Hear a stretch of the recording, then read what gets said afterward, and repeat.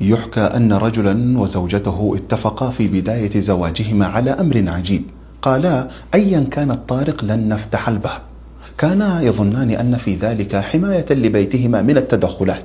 وذات يوم جاء أهل الزوج يطرقون الباب طرقا يتبعه طرق، لكن الزوجين تبادلا نظرات صامتة فيها إصرار اتفاقنا واضح، فلم يفتحا الباب ورجع الأهل. وبعد قليل جاء أهل الزوجة يطرقون الباب. نظر الزوج إلى زوجته وكأنه يسألها بعينيه: هل سنفعل كما فعلنا مع أهلي؟ وإذا بها تذرف الدموع وتقول بصوت مخنوق: لا يهون علي أن يقف أبي وأمي خلف الباب ثم لا أفتح لهما. سكت الزوج وأخذ الموقف في قلبه ولم يعلق، لكن الزوجة قامت وفتحت الباب لوالديها. مرت السنوات ورزق الزوجان ب4 أبناء ذكور، فكان الأب يفرح بهم فرحا طبيعيا كما يفرح أي والد بأبنائه. لكن حين جاءت المولودة الخامسة وكانت بنتا، تغير كل شيء.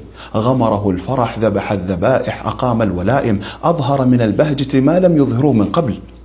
فتعجب الناس وسألوه: يا فلان، ما سر فرحتك الكبيرة بالبنت وقد رزقت قبلها ب4 ذكور؟ ابتسم وتنهد بعمق وقال: أنا أحب أبنائي جميعا، لكن هذه البنت لها معنى مختلف. هي رمز الحنان، وهي امتداد أمها في الرحمة، وهي التي أعلم أنها ستفتح لي الباب. الأبناء جميعهم زينة، لكن البنت قلب يفتح أبواب الرحمة والوفاء. السلام عليكم.